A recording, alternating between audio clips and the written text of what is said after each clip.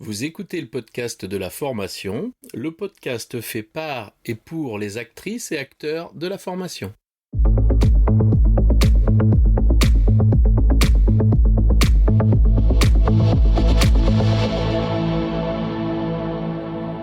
Bonjour et bienvenue. Je suis ravi de vous recevoir sur le podcast de la formation, dédié aux formatrices qui souhaitent profiter de retours d'expériences terrain qui fonctionnent et de stratégies détaillées étape par étape. Chaque épisode vous permet de mettre en place des actions immédiates et d'obtenir des résultats efficaces et concrets. Bonjour et bienvenue sur le podcast de la formation. Je reçois aujourd'hui Thomas. Thomas, peux-tu te présenter ? Oui, salut Laurent. Donc, un grand merci déjà de m'accueillir sur ce podcast, de donner l'occasion de parler. Alors, Thomas Campello, originaire de Fréjus dans le Var, récemment diplômé comme formateur. Alors, c'est vrai que avec le temps, on réfléchit un petit peu et moi, ce que je voudrais partager avec toi aujourd'hui, c'est mon expérience et ce qui m'a amené à faire cette formation de formateur pour être formateur certifié. Très bien. Alors, par où commencer? Déjà par le début de mon parcours. Alors à la base, je suis pas du tout ni dans la formation, ni dans mon domaine d'expertise actuel qui est la restauration et le bar. À la base, je suis agent de voyage, agent de voyage et tour opérateur. Et je me suis très vite rendu compte que ça m'a donné plus envie de voyager plutôt que d'avoir envie de concevoir des voyages pour les gens. Donc c'est ce Tu que j'ai m'étonnes. C'est ce que j'ai fait. En 2010, j'ai fait un tour du monde. Donc, j'ai pris toutes mes économies, j'ai vendu ma voiture et je suis parti pendant un an voyager à travers le monde. Et en revenant, donc, je n'avais pas forcément envie de repartir dans le monde de l'agence de voyage. Et j'ai commencé à m'intéresser un petit peu au monde de la restauration. Mais par contre, vu que j'étais pas du tout expert dans ce domaine et pas du tout formé, j'ai décidé de passer un diplôme de barman dans un premier lieu. C'est ainsi que j'ai intégré l'académie qui s'appelle European Bartender, excuse-moi, j'ai bafouillé, European Bartender School, donc EBS, qui est une école de bar assez connue et qui permet en fait d'être formé en un mois au métier de barman. Ok. Donc en revenant de mon expérience, à savoir que j'ai passé mon diplôme à Phuket en Thaïlande, j'ai commencé à travailler dans un bar pour la saison et je me suis très vite rendu compte de la différence de niveau entre moi qui avait été formé et les gens qui étaient formés sur le tas. Et on m'a très vite confié la tâche de former les novices. Et ça m'a tout de suite plu, j'ai tout de suite été emballé. Le fait de pouvoir partager mon savoir, ça a été une révélation, on va dire. J'avais vraiment envie d'approfondir la chose. À Ok. savoir qu'aussi depuis, je pratique les arts martiaux depuis 2009 maintenant, le jiu-jitsu brésilien. Donc c'est une forme de lutte. Ça ressemble au judo. C'est basé sur les étranglements, les clés articulaires, la maîtrise du corps de l'adversaire. Et bon, je suis diplômé depuis 2020, je donne des cours depuis 2017 et j'ai mon club à Puget-sur-Argence où j'enseigne pour à peu près 25 élèves apprenants. Très bien. Donc j'ai toujours voulu allier ce que je faisais, donc mes domaines d'expertise, avec aussi l'enseignement en parallèle. Donc j'ai su 2-3 ans après avoir passé mon diplôme dans le bar que l'école en question recrutait des professeurs déjà qui avaient une volonté de voyager, mais aussi multilingues. Moi, comme je parlais déjà français bien entendu, anglais, espagnol et portugais, on m'a conseillé de rejoindre l'académie des professeurs. Eux, ils appellent ça instructeur de bar. Donc, je Ouais. suis parti en Scandinavie et j'ai été formé. Donc, c'était assez dur parce que il y avait avec nous, on était un groupe de 45, il y avait des véritables pointures, des gens qui géraient 2-3 bars, des gens qui avaient déjà eu un certain nombre d'employés, des gens qui avaient déjà fait des concours internationaux. Mais c'est là que je me suis rendu compte que le domaine d'expertise n'avait rien à voir avec en fait la capacité à enseigner ou à transmettre. Parce que sur 45 personnes, nous sommes 6 à avoir eu le job. Et des gens que je considérais comme étant bien au-dessus de moi en niveau, eux n'ont pas décroché le contrat. C'est bien ce qu'on peut observer entre le fait d'être expert dans un domaine et la capacité qu'on a à transmettre, à former. Tout à fait, tout à fait. Là, là ça a été une réelle révélation. En fait, ça nous pète à la gueule, si j'ai envie de dire. C'est qu'on arrive et on se dit, bon, ben, j'ai aucune chance. Et en fait, on se rend compte que notre envie et notre engouement pour la pédagogie, en fait, dépasse le domaine d'expertise. Parce qu'on a beau être un expert, si on n'est pas capable de décrire ce que l'on fait ou de l'enseigner, ça ne sert pas à grand-chose, du moins dans le domaine de la formation. C'est ça. Donc, ce diplôme m'a permis d'intégrer European Bartender School et de voyager en enseignant pour eux. Donc, dès 2017, ça a été un peu fun comment ça s'est fait. Je suis rentré chez moi, j'avais décidé de sortir une marque de vêtements, j'avais décidé de faire plein de choses. Il m'avait dit on vous rappelle sous 6 mois et en fait 3 semaines après je partais donner les cours à Barcelone. Donc de là ça s'est enchaîné. J'ai fait Barcelone pendant 3 ou 4 mois, 3 mois. Après je suis parti à Majorque. De là ils m'ont envoyé à New York, ensuite à Dublin, ensuite à Phuket et ensuite à Miami. Toujours avec la qualité d'instructeur de bar. Donc je me suis occupé de différents groupes. D'abord j'ai commencé avec les groupes francophones. C'était toujours des groupes quand on était en individuel de 14 personnes au maximum et de 5 au minimum. Après, lorsque nous étions plusieurs instructeurs, ça pouvait monter jusqu'à 60, 65. Mon plus grand groupe a été 65 personnes d'ailleurs. Ah, c'est déjà des cohortes là. Exactement, oui. D'ailleurs, bon, là, quand on est au niveau de la pratique, les groupes sont séparés avec des instructeurs qui s'occupent des différents groupes. Mais lorsqu'il y a des groupes, enfin des formations plutôt théoriques, appuyées sur des PowerPoints, ce genre de choses. Donc on se retrouve tout seul devant une assemblée de 60 personnes et là on se dit bon d'accord, il faut être observateur, il faut voir qui lève la main, qui ne la lève pas, qui suit, qui ne suit pas, essayer d'être un bon animateur en quelque sorte. Et à cette époque-là, j'avais pas encore les outils que peut fournir une formation FPA, donc j'étais un peu en difficulté parfois. Mais bon, l'envie était toujours présente, donc ça s'est assez bien passé. Ensuite de là, après Miami, j'ai pris une année sabbatique, je suis parti travailler en Australie. J'ai travaillé dans des établissements de cocktails et de mixologie. Donc, je vais expliquer rapidement ce que c'est que la mixologie pour les auditeurs. En quelque sorte, c'est la cuisine pour le bar. Ça, c'est vulgairement dit. Mais une bonne définition, ce serait de dire qu'en fait, la mixologie, c'est l'art d'inventer ou de retravailler une recette de cocktail en incorporant des ingrédients maison. Donc, si on n'a pas travaillé sur un ingrédient, on ne peut pas appeler ça de la mixologie. Il faut D'accord. qu'il y ait une création d'ingrédients. Donc j'ai travaillé dans plusieurs établissements, dont certains établissements qui ont gagné des concours régionaux et nationaux au niveau de l'Australie. Et ensuite, bon, le Covid est arrivé et j'ai dû rentrer en France pour le confinement. Et après le premier confinement, j'ai décidé de me présenter à Stello Formation parce que j'avais toujours envie d'enseigner et de continuer à travailler dans ce domaine. Et ils m'ont pris. J'ai commencé à travailler pour eux. Ensuite, ils m'ont présenté à TKL Formation, un OF pour qui je continue à travailler aujourd'hui. D'accord. Sauf que après, avec le temps, mon domaine d'expertise s'est un petit peu élargi. Donc j'ai commencé avec le bar, la mixologie et le barista. Donc le barista, c'est tout ce qui est autour du café. Mais comme j'étais passionné de cuisine et que mes parents ont tenu un snack pendant des années, ils le tiennent toujours d'ailleurs, j'ai toujours eu les mains mises dans la cuisine, dans les planchas, dans les friteuses, ce genre de choses. Et donc du coup, Ceci explique cela alors. oui, oui, tout à fait, tout à fait. Et j'ai élargi mon domaine d'expertise, c'est-à-dire que j'ai commencé à dispenser des cours de tapas espagnol et tapas du monde, parce que je me suis pas mal intéressé à la cuisine du monde pendant que je voyageais. Je me suis aussi intéressé à tout ce qui est sushi, cuisine japonaise. On m'a formé en interne parce que moi, je connaissais déjà la chose, mais faire des sushis pour soi et ses amis et sa grand-mère, c'est pas la même chose que de dispenser une formation. Donc du coup, TKL m'a aidé de ce côté-là. En gros, je me suis formé, je suis devenu expert dans ce domaine grâce à des formations en interne.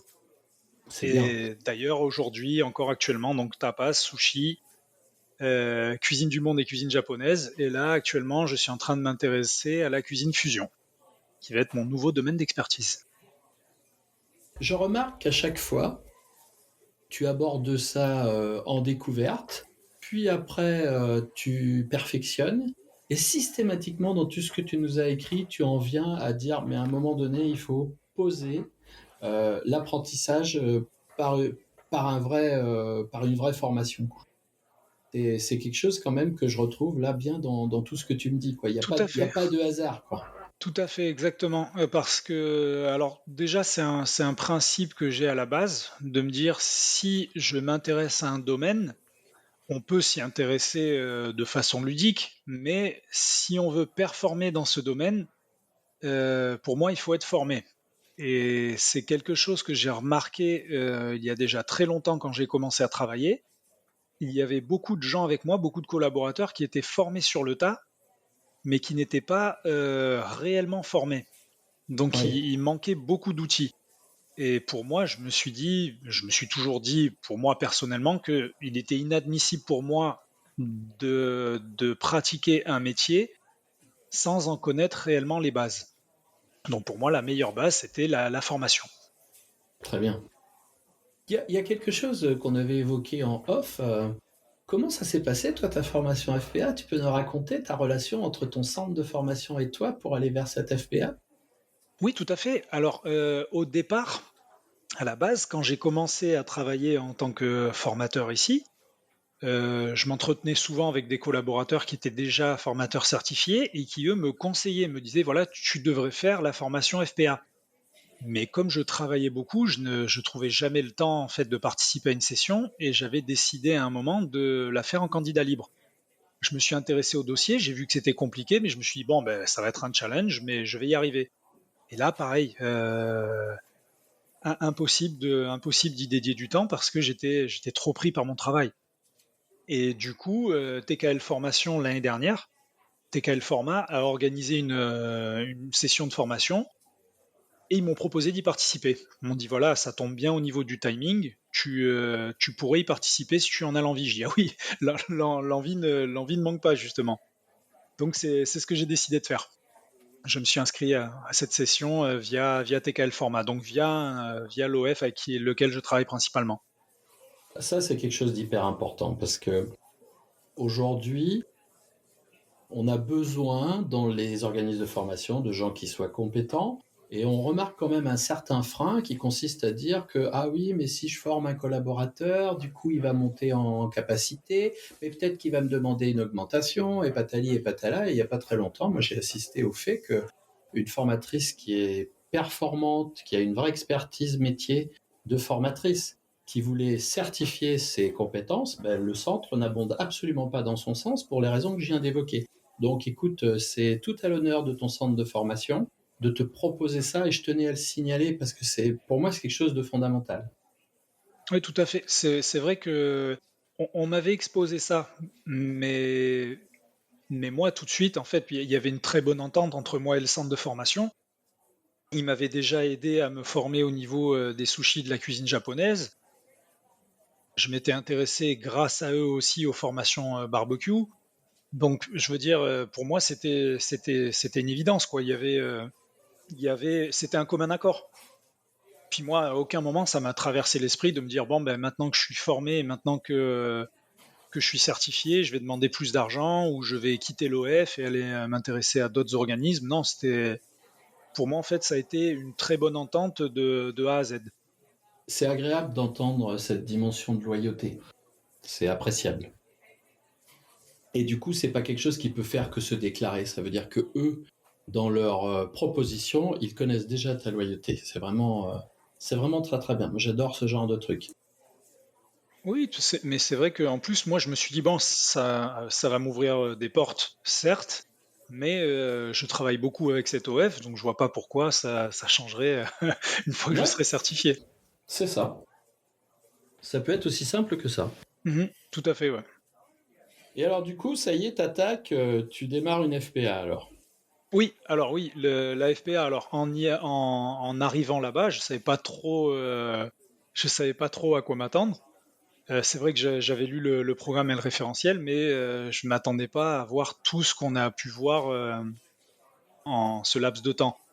Moi, quand je suis entré déjà dans cette formation, j'avais déjà une posture de formateur, parce que je me considérais déjà comme étant formateur, mais j'avais tout à fait conscience que je manquais d'outils et de théorie. Par exemple, quand j'avais été formé comme instructeur pour l'école EBS, j'appliquais certaines choses sans savoir la théorie qu'il y avait derrière. En fait, pour moi, c'était un non-sens. On met des choses en place, mais on ne sait pas en quelque sorte ce qu'on fait. On le fait parce qu'on nous a dit de le faire et parce que c'est bien. Ouais. Mais il faut donner du sens à ce qu'on fait. D'ailleurs, c'est ce qu'on apprend en FPA. Il faut toujours donner du sens aux apprenants. Moi, par exemple, je me rappelle que je faisais des progressions pédagogiques, je ne savais pas à quoi ça servait. Je ne savais pas non plus d'où venait la progression pédagogique, qui était Maslow, toute l'ingénierie, tout ce qui va derrière, je l'ignorais. Donc je manquais réellement d'outils. Donc en arrivant en formation, au départ, je vois des gens qui sont avec moi, d'autres personnes qui sont là pour être formateurs.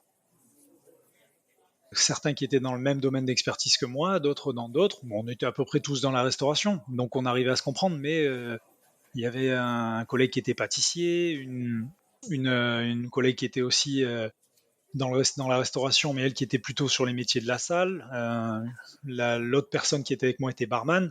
Donc on s'est compris, mais c'est vrai qu'on avait tous des univers différents et des approches différentes. Certains étaient Oui. plutôt relax, certains étaient plutôt stressés, certains en avaient besoin pour vraiment changer leur mode de vie. Voilà, c'était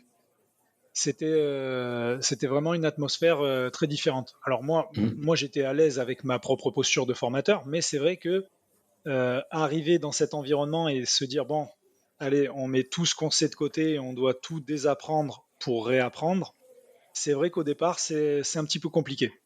Oui. Oui, parce que on essaie de s'adapter. C'est très difficile de lâcher ce qu'on tient en réalité. C'est comme si tu es sur le bord de la rivière et que tu veux sauter sur un rocher qui est dans la rivière. Tu te dis, je sais ce que j'abandonne, je sais que je peux y arriver à sauter sur ce rocher, mais déjà, est-ce que je vais réussir à faire demi-tour s'il y a besoin de faire demi-tour? Et après, quand je serai sur ce rocher, qu'est-ce qui va se passer? Et c'est ça le parcours de formation, c'est se lancer avec cette renonciation à ce qu'est le confort du départ. Oui, c'est vrai. Et puis, est-ce que le rocher glisse aussi? C'est ça. C'est non, tout à fait. Mais c'est vrai que c'était assez sympa l'expérience de la formation. C'est vrai que, alors, la difficulté principale, désapprendre pour réapprendre, ça j'ai beaucoup apprécié. On s'en rend pas forcément compte au début, mais après, c'est vrai que avec plus les jours passent et plus on se rend compte de l'importance de cette dimension, de se déconnecter de ce qu'on sait pour réapprendre. Par exemple, quand la Oui, formatrice me disait non, mais le PowerPoint, il faut changer ceci, cela, j'ai envie de lui dire mais non, mais il est très bien mon PowerPoint, je comprends pas. Tout le c'est monde aime ça. mon PowerPoint. D'ailleurs, je suis très célèbre pour mes PowerPoint. Il y a de la couleur, c'est sexy. Ah ouais, c'est Oui, bien, ouais. c'est vrai que l'environnement aussi était, voilà, c'était assez sympa, mais c'était un peu.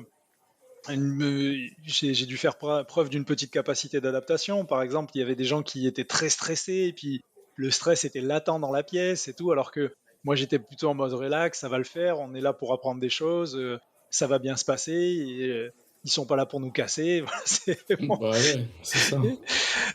C'est vrai que certains pensaient déjà à l'examen et redoutaient le jour du passage devant le jury. Ce que je peux comprendre, hein, mais c'est. Ouais, c'est marrant parce que quand tu dis ça, tout le monde est comme ça. Puisque quand tu interroges des formateurs sur leur intention de faire une FPA, pour plus de 90%, moi j'ai fait des tests comme ça, qu'est-ce que vous visez? Le diplôme. Ils veulent le diplôme parce que ce sacré diplôme a quand même aujourd'hui toujours une bonne aura. On est dans un système latin où les diplômes c'est bien. Moi, je préfère voir les capacités des gens plutôt que leur diplôme, mais après, c'est un autre raisonnement. Et du coup, on sait que cette tension sur l'examen, elle est importante. Elle est très importante au départ. Est-ce que tu peux nous parler un petit peu de la durée de ton parcours, comment ça s'est organisé? Alors ça a duré 8 mois. Ouais. que À je dise quelle pas de bêtises. cadence? À quelle cadence? C'était 2-3 jours par semaine. Deux, D'accord. trois jours par semaine. On démarrait à 9h, on terminait à 16h30, 17h. On avait une pause les midis. Et ouais, c'était assez intense. Moi, la difficulté principale, ça a été la distance, parce que c'était à 1 heure et demie de route de chez moi. Ouais. Donc après, bon, c'était vers Saint-Tropez, à la Croix-Valmer. Mais c'est vrai qu'il y a une seule route pour y aller, la route du bord de mer. Et c'est vrai que quand elle est, quand elle est, quand il y a beaucoup de circulation, on peut passer peut-être 2 heures à y aller, voire 2 heures et demie. Donc c'était la difficulté principale. Mhm. Je voulais juste revenir sur ce que tu as dit juste avant, Ouais, vas-y. le, cette dimension du diplôme. Ben, c'est vrai que ça se ressent, mais j'ai rencontré des gens qui étaient dans le même cas de figure que moi, c'est-à-dire que moi, par exemple, je me suis présenté à cette formation, je visais pas le diplôme, je visais à m'améliorer dans mon métier, Eh parce oui. que je me considérais déjà comme étant formateur, et je voulais en fait réellement monter en compétences. Et le diplôme, je me suis dit, bon, c'est un plus, l'examen, il faut y passer, mais ce qui compte, ça va être ce qu'on va apprendre tous les jours. Mhm. Et d'ailleurs, c'est là-dessus que je ferme la petite parenthèse. Pour le déroulé de la formation, donc généralement, on avait toujours des théories, et on avait aussi pas mal de travail à faire, des travaux de recherche. Donc, par exemple, la formatrice nous donnait une thématique. Nous, on devait faire nos recherches sur cette thématique et créer une animation sur cette thématique. Ça, c'est excellent, Et ça. ensuite, présenter la thématique comme si on se trouvait devant un groupe d'apprenants. Donc, il fallait totalement se déconnecter du domaine d'expertise et faire comme si on se trouvait devant des personnes qui avaient aucune idée de ce qu'on était en train de raconter.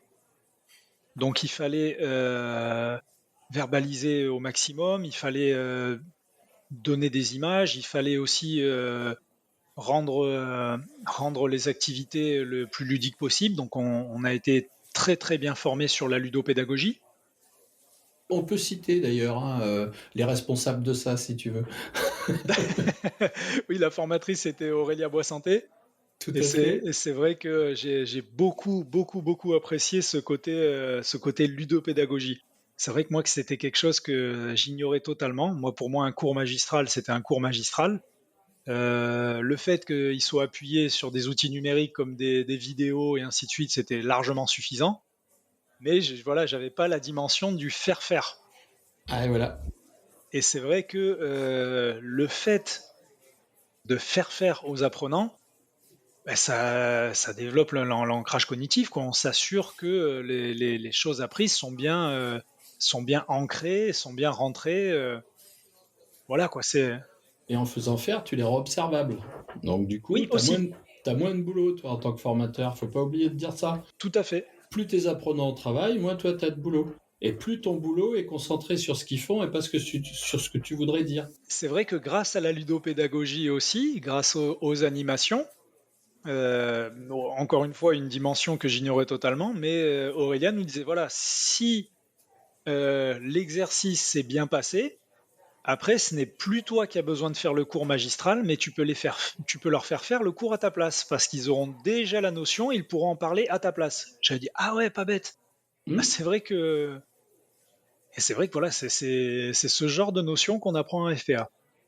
Ouais. Et ça m'a beaucoup plu. Ça m'a beaucoup plu. Et puis d'ailleurs, maintenant, je fais plus du tout un cours magistral sans qu'il y ait au moins 2 activités ludiques.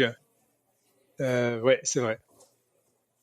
Est-ce que tu pourrais donner des conseils à des gens qui voudraient, alors plusieurs profils, hein, l'expert comme toi qui vient pas du tout de la formation, des gens qui sont formateurs occasionnels ou qui sont même formateurs tous les jours qui sont pas certifiés, qu'est-ce que tu pourrais leur donner comme conseil? S'ils veulent se lancer pour faire une formation FPA, Ouais, alors déjà, ne pas trop se stresser, lâcher prise et être ouvert. Parce que lors de cette formation, en fait, on va recevoir beaucoup d'informations qui vont nous aider dans notre futur métier. Ne pas trop se stresser avec l'examen, parce qu'en fait, l'examen, c'est juste pour valider tout ce qu'on a fait pendant la formation. Mais quand on arrive à l'examen, on est prêt. Il n'y a pas de, il y a pas 36 chemins en fait. Une fois si on a suivi la formation de A à Z, le jour de l'examen, en fait, on a juste à retranscrire ce qu'on a fait pendant la formation. C'est Et ça. généralement, ça se passe très bien. Donc oui, ne pas être stressé, rester ouvert et en fait, être comme une éponge, prendre le maximum de choses qu'on a à nous donner. Est-ce que tu peux nous parler, parce que cet examen étant quand même prégnant, est-ce que peux nous parler de toi, ce que tu as ressenti par rapport au jury et comment tu les décrirais? Le jury? Alors, le jury, ils étaient déjà très sympathiques. Ils se sont présentés à nous, on leur a serré la main. Voilà, ils nous ont détendus. Ils ont dit voilà, Mhm. il va se passer ceci, ceci, cela. Nous allons vous examiner, mais on n'a pas senti à aucun moment un seul gramme d'animosité. Et puis même, ils avaient des expressions faciales détendues. Ce qui est, j'allais le comparer avec l'époque où où j'étais au lycée ou en BTS. C'est vrai qu'on arrivait des fois devant des jurys, ils avaient les sourcils froncés, on se disait oh là, à quelle sauce on va être mangé. Alors qu'en fait là, ça n'a rien à voir. Tout le contraire, c'était une atmosphère vraiment détendue et ils nous mettaient vraiment en confiance. Voilà, c'était le contraire de l'atmosphère stressante. Les gens qui composaient le jury, c'était qui, en termes professionnellement parlant? C'était deux personnes. Alors, il y a j'ai oublié leur prénom, je m'excuse, je suis pas très bon avec les prénoms. Mais une personne était chargée de formation dans les transports, Mhm. transport et logistique, si je me trompe pas. Et l'autre monsieur, il me l'a dit, mais je me rappelle plus exactement. Je crois qu'il est dans tout ce qui est euh, coaching personnel. Parce que D'accord. quand je lui ai parlé de mes futurs projets, il m'a dit oui, c'est vrai que j'accompagne pas mal de coachs sportifs donc il était voilà, il accompagne les gens à la création de leur entreprise. D'accord. J'ai oublié son prénom, et puis même le nom de son domaine d'expertise, j'ai plus le nom en tête. C'est pas très grave. Ce qui était important, c'est bien de signaler que ce sont des professionnels en activité. Tout à fait. Et puis d'ailleurs, cette personne, ce monsieur dont j'ai oublié le prénom, il a un canal YouTube où il fait pas mal de vidéos qui sont pas mal regardées et suivies.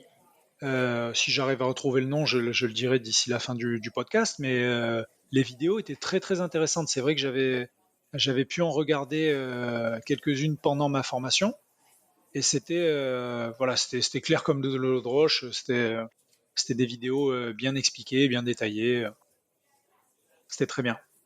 Dans les trois moments que sont préparer, animer, ingénierie et accompagnement dans le parcours de FPA tel qu'il Oui, était construit quand tu l'as passé, qu'est-ce qui t'a le plus, entre guillemets, captivé?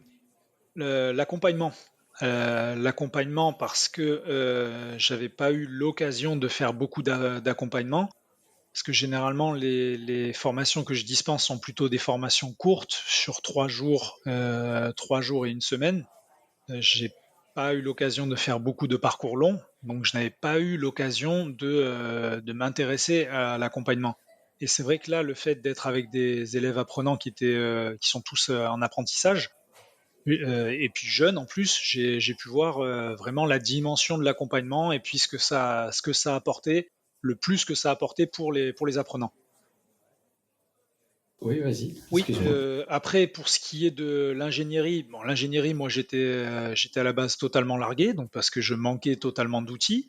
Donc ça m'a donné des outils donc ça a été très intéressant mais ce n'est pas ce que je préfère. Et après moi le domaine où je me sentais le plus à l'aise c'était l'animation. Oui, qui correspond à tes pratiques. Exactement. Mais après voilà, ce qui m'a le plus captivé c'est vraiment l'accompagnement.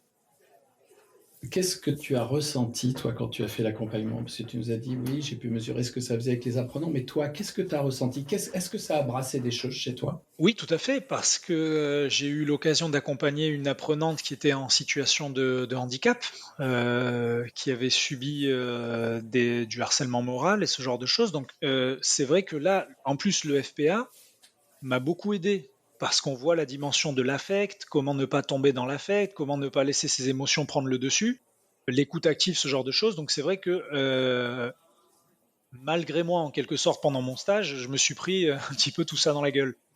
Et c'est vrai que je me suis dit, si plus jeune, j'avais eu la chance d'avoir le même type d'accompagnement, le même type d'aide de la part des professeurs à l'école, ben, je pense que j'aurais excellé dans beaucoup plus de domaines.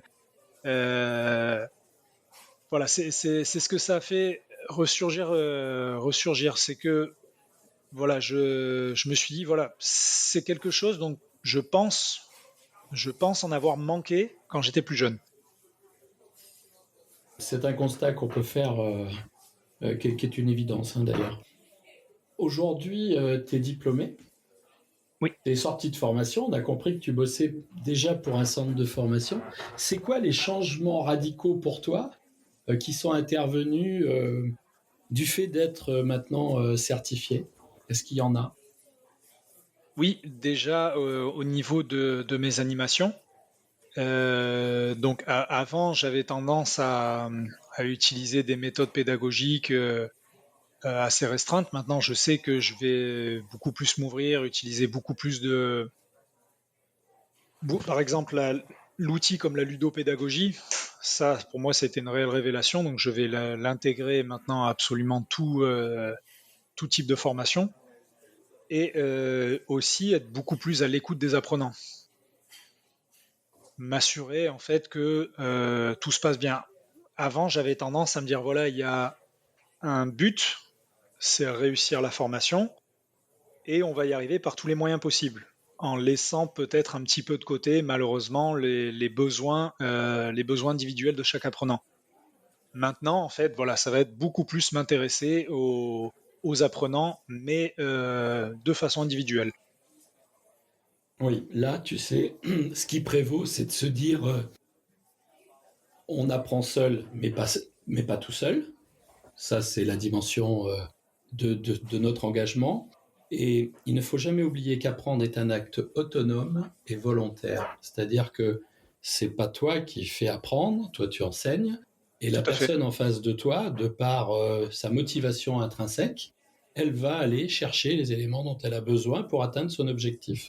Et là, on voit bien le changement de posture post et anté-formation, où d'un côté, en gros, ton objectif, c'est de dire, moi, j'ai une mission qui est de déployer une formation. J'ai réussi ma mission quand j'ai déployé ma formation. Si je faisais quelque chose de plus simple, je dirais, ben, j'avais tant de PowerPoint à présenter, c'est fait. Alors que post-formation, tu es plus à t'interroger sur est-ce qu'ils ont appris.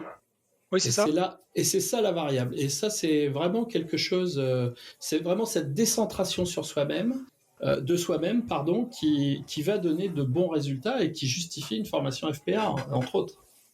Tout à fait. Avant, moi, mon but, c'était de dire, voilà, ils sortent de la formation, ils sont prêts à bosser, ils ont appris, mais je me disais pas, voilà, est-ce que la personne a bien intégré tout ce qu'il fallait, de la façon dont il fallait?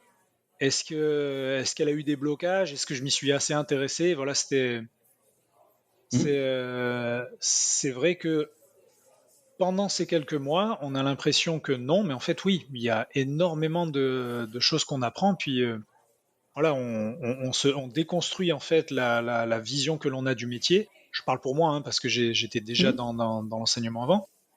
Mais du coup, voilà, c'est le fait de, en quelques mois, intégrer toutes ces nouvelles compétences et les mettre en application. Et donc, à ce jour, pour toi, qu'est-ce que tu fais donc qui maintenant s'appuie réellement sur cette EFPA dans ce que tu proposes? Tu as parlé de ludopédagogie, il y a Oui, d'autres tout à choses? fait. Oui, l'écoute aussi, lors des entretiens. Moi, par exemple, avant, j'avais tendance à mener des entretiens uniquement pour le recadrage. Oui. Voilà, me dire, voilà, il y a quelque chose qui va pas, et puis il faut trouver ce qui va pas et pourquoi. Maintenant, je vais mener ces entretiens, mais pour m'intéresser à la vision qu'a l'apprenant de son problème et le faire, en fait, le faire exprimer ce qui ne va pas, lui de son côté. Ce que je ne pouvais pas faire avant, j'avais pas les outils, c'était impossible. Avant, voilà, pour moi, c'était il y a un problème, il faut le résoudre. Et Et maintenant, qu'on le voilà, résolve dans la dimension où toi, tu avais décidé que la solution serait celle-là. exactement. Je n'avais pas à l'esprit qu'en fait, il fallait que l'apprenant trouve la solution ou voilà, accompagner l'apprenant pour que lui-même trouve la solution au problème et non pas lui proposer ou lui imposer la solution.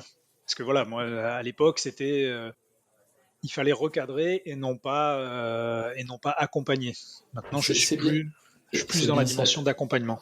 Ouais, c'est très bien. C'est bien ça à l'écart. Toi, tu n'as pas eu cette dimension de financement, de trouver des financements pour faire cette formation? Non, non, pas du tout. Pas du tout. Ok. J'ai utilisé mon, pour moi, pour la Ouais, formation, j'ai ouais. utilisé mon compte CPF. Ok, très bien. Très bien. C'était pour savoir un petit peu parce que ça, c'est une question assez récurrente qu'on a. Tu as parlé de quelque chose d'important. Au départ, tu as dit, moi, je voulais le faire, mais j'avais pas le temps parce que je travaillais, j'avais pas le temps. Et là, on va voir qu'on a beaucoup de personnes, nous, qui sont en changement de vie, en switchage. Et du coup, ils sont confrontés à ça et à cette dimension de temporalité, le en même temps. Alors pour différentes raisons, hein, tu travailles. Est-ce qu'il y avait des aménagements possibles? Est-ce que vous aviez, vous, la possibilité d'avoir des formations à la fois présentielles et distancielles, une organisation que vous pouviez un petit peu moduler, hein, tout en se disant qu'il faut être là pour travailler? Oui, oui, bien sûr, ça a été modulable. Alors moi, je m'étais mis d'accord avec TKL Formation. J'avais demandé à pouvoir, sur les jours où on devait être en autonomie, je parle pas des stages, mais je parle de l'autonomie, à pouvoir continuer à travailler. Oui. Donc j'ai pu dispenser, alors pas tout au long de la formation parce que la formation était tout de même prenante, mais j'ai pu continuer à dispenser des formations de sushi, de tapas. L'avantage aussi, c'est que c'était les formations que je dispense, c'est sur 3 jours. Donc ça tombait pile en fait. J'avais les 2 premiers jours de la semaine en formation présentielle et les 3 jours d'après, je pouvais travailler.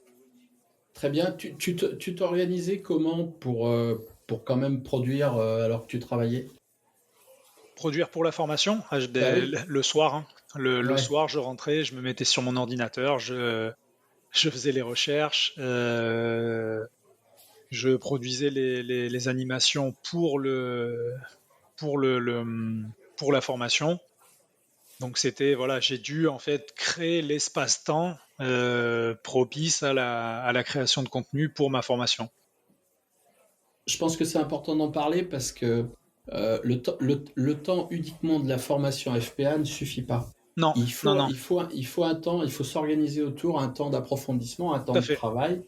Hein, parce que sinon, si vous y allez et que vous faites un 9h, 12h, 13h, 17h, ben, ça va être compliqué d'aller au bout du bout des apprentissages. Et ça, vaut mieux l'intégrer en début de formation, de manière à pouvoir s'organiser. tout à fait. Et à ce sujet-là, tu avais planifié tout ce que tu allais faire une fois que tu as eu ton agenda de formation? Alors, il y a certaines choses que j'ai planifiées d'entrée de jeu. Dès les 2 premières semaines, par exemple, sur tout mon temps libre, j'ai fait un résumé d'absolument toutes les théories qui allaient être abordées, que qu'Aurélia nous avait données. Donc, j'avais un résumé sur plusieurs pages de toutes les théories abordées tout au long de la formation. Donc, C'est toi qui faisais ce travail de résumé? oui, je l'ai fait tout seul. Voilà, c'était un moyen en fait mémotechnique de me dire voilà, ah, on va parler de telle notion. J'allais dans mon carnet, je regardais à telle page, je savais qu'il y avait telle notion. C'était après voilà, ça a été dans le cadre de la formation. Là, j'ai toujours mes mémos techniques, donc je peux m'y replonger. Mais c'est vrai que ça m'a beaucoup aidé, ça m'a fait gagner beaucoup de temps, mais ça m'a demandé beaucoup de travail. Ça Oui. m'a demandé beaucoup de travail. Les 2 premières semaines, tout mon temps libre, j'ai passé mon temps libre à faire ça, à faire mes résumés, mes fiches techniques dans un carnet. Tu avais plusieurs formateurs intervenant sur cette formation? Non, une seule, ça a été que Aurélia Boissanté. D'accord, d'accord, Et c'est après, pour lors des savoir. stages, j'ai travaillé avec deux, même trois formateurs. Très bien, ça s'est passé comment pendant tes stages, ta relation avec les formateurs? très très bien. En fait, ce qui est très très sympa, c'est qu'ils m'ont demandé d'entrée de jeu, moi, mes attentes. Mes attentes premières, moi, c'était d'améliorer mes techniques d'animation, pardon, en intégrant justement la ludopédagogie, parce que je voulais vraiment me tester, je voulais vraiment voir si j'étais capable de changer ma façon d'animer pour captiver les apprenants en m'assurant qu'ils apprennent bien. Donc, ce que j'ai fait, c'est que lors de mon stage, je me suis calé sur le programme en fait du formateur référent qui s'occupait des groupes dits salles, donc en gros des serveurs. Et en gros, je devais créer des animations en fonction de son programme. Donc ça a été super, super sympa. Ça a été divers et varié. Parce qu'en fait, chaque fois, je rentrais chez moi le soir après le stage, je créais l'animation pour le lendemain. Et Ah oui, ensuite, carrément. l'après-midi, je faisais un débrief. Oui, j'ai animé tous les jours. Ah oui, c'est bien. J'ai fait des animations sur les gestes et postures, sur les règles d'hygiène, sur la cuisine du monde, des animations aussi sur la géographie, des animations sur les épices, des animations sur les desserts, des animations sur la cuisine fusion. Non, non, ça a vraiment été très porteur et très sympa. Est-ce que dans ce que tu as proposé de ta pédagogie, est-ce qu'il y a des éléments qui sont repris aujourd'hui par tes formateurs référents en se disant ah ben c'est vachement bien ce qu'il a fait Thomas, Oui, ben tiens du coup je vais le garder moi ce truc-là parce que je savais pas trop faire. Est-ce oui, que tu oui, as essayé un peu? oui, oui, tout à fait. Tout à fait. J'ai eu des très bons retours et le formateur référent m'a dit, ah ouais, ben ça, du coup, d'ailleurs, maintenant, je le mets en place. C'est vrai que, C'est très bien. C'est important de penser que quand on confronte nos activités, nos savoir-faire, en vérité, quand moi je donne un tips à quelqu'un ou quand toi tu donnes un tips, ça t'en prive pas. Tu vois, en formation, Michel Serres expliquait que quand tu vends du pain, je te donne 1 euro, tu me donnes un pain, mais tu n'as plus le pain. Alors que quand tu vas enseigner et partager ta connaissance, bah, tu me donnes ta connaissance, mais tu l'as toujours. oui, tout à fait. Et moi, mes FPA, je leur explique toujours que le partage de la connaissance, c'est comme si avec ma bougie, j'allumais leur bougie. Et je me rends compte que moi, je vais allumer ta bougie, la bougie de ton collègue, mais toi, tu vas allumer la bougie d'un autre de tes collègues. Et ce qui va se passer, c'est que tout ce qu'on va observer après va être lumineux. Parce que c'est éclairé de toutes parts. Et c'est ça le message qu'il faut transmettre et qu'on observe dans le métier de la formation. Aujourd'hui, quand on essaime notre connaissance et notre savoir, on ne fait qu'allumer des petites bougies qui nous rendent le monde plus clair, avec plus de clarté, plus facile à observer. C'est vrai. Tu vois, moi, c'est ce que j'observe. Et il y a une question qu'il faut que les formateurs se posent. Moi, je faisais ça avec les FPA. Je leur disais, vous rentrez d'animation, qu'est-ce que vous avez appris? Ils me disaient, tu veux dire qu'est-ce qu'on a enseigné aujourd'hui, de quoi on a parlé? Non, non, pas du tout. Je dis, ce qui m'intéresse, c'est qu'est-ce que tu as appris toi? Et du coup, très souvent, au départ, comme ça, ils apprennent de l'accompagnement, ce que tu as dit là, les éléments que tu as fait. Alors, c'est fondamental de s'interroger sur ce qu'on apprend en enseignant. Ça fait partie de la clarté globale des choses. C'est vrai. Ah, c'est vrai que, pareil, analyser sa pratique, c'est quelque chose que j'avais pas l'habitude de faire. Et la formation FPA m'a aidé justement à prendre conscience de ça, qu'il fallait analyser sa pratique pour se remettre en question, pour voir en fait ce qu'on avait nous-mêmes appris durant nos animations. Et ça se passait comment les analyses de pratique? Tu peux nous en parler un peu parce que c'est un sujet qui est pas souvent abordé ça. Alors, l'analyse de pratique, généralement, c'est on fait un retour, un débriefing de ce qui s'est passé, et on se demande, on doit se poser une question fondamentale, c'est savoir si c'était à refaire, comment est-ce qu'on l'aurait fait? Mhm. Que ce se soit bien ou mal passé d'ailleurs.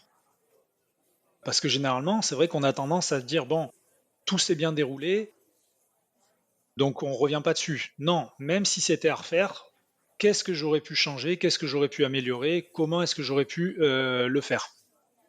C'est voilà, une question qui est fondamentale.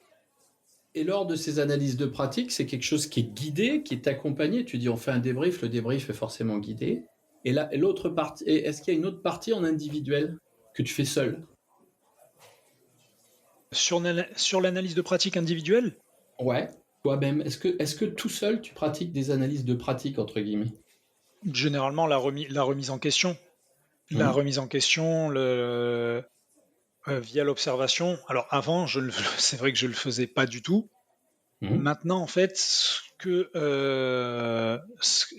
m'appuie beaucoup, en fait, je m'appuie sur les retours des apprenants.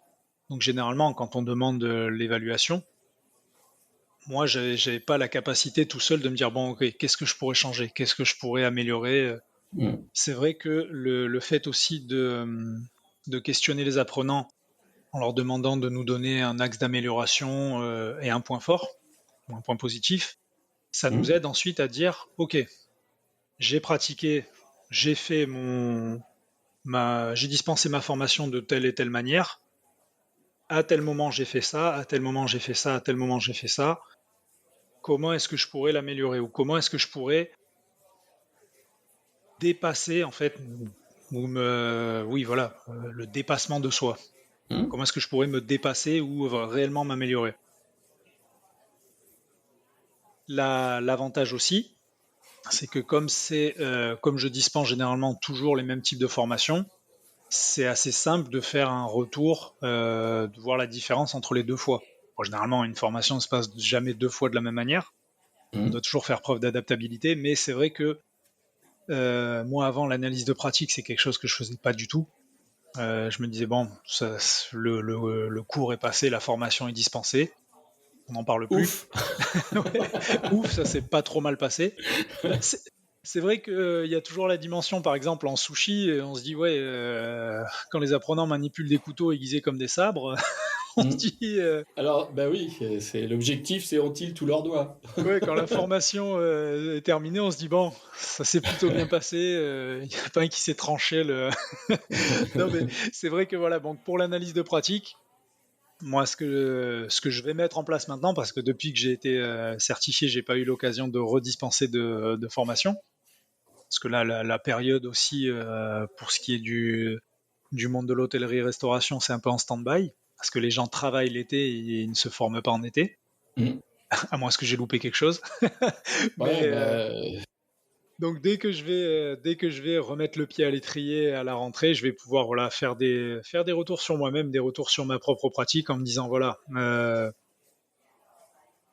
j'ai animé de telle et telle manière. Faites faire un plan en quelque sorte de mon animation et revenir à chaque fois sur chaque étape du plan en me disant, voilà, je l'ai fait de telle manière, comment j'aurais pu le faire. dans ton scénario pédagogique, tu sais que tu peux mettre une petite case remarque. Oui, oui, Et moi, quand je le fais, je mets juste une croix dans le truc où il me semble que ça n'a pas été très bien. Tu vois, je fais une croix. Je voudrais amener un petit peu du tips là aux formateurs oui, avec plaisir.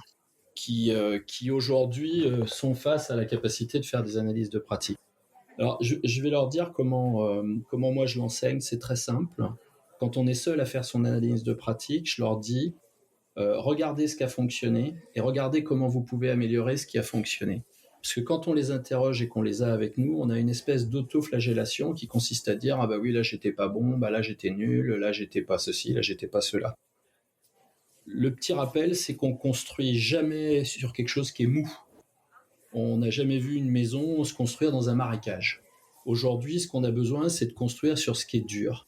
Donc, quand on est en analyse de pratique et qu'on est seul ou qu'on est dans sa pratique quotidienne de formateur, le tips, c'est de prendre les choses qui ont fonctionné et de voir comment ces choses-là, on peut les améliorer parce qu'on a un vrai appui dur, ça a fonctionné, et un vrai axe d'amélioration. Sinon, on continue à empiler des briques dans un truc qui est comme des sables mouvants et ça fonctionne pas. Donc ça, c'est important de le prendre en compte dans votre phase d'analyse de pratique. Valoriser ce qui a fonctionné. C'est une très bonne démarche de progrès. Voilà, c'était le petit tips que je voulais apporter. Super. Voilà, eh ben écoute, est-ce que tu as d'autres éléments dont tu voudrais nous parler? Dis-nous, Thomas. D'autres éléments, oui, un truc sur lequel je voulais revenir par rapport à c'est par rapport à ce que j'ai dit tout au début, par rapport au monde de l'hôtellerie-restauration. Je remarque en fait qu'il y a beaucoup à faire parce que on est dans un secteur qui recrute tout de même beaucoup, mais où les gens ne se forment pas ou pensent que en se formant sur le tas, ça suffit.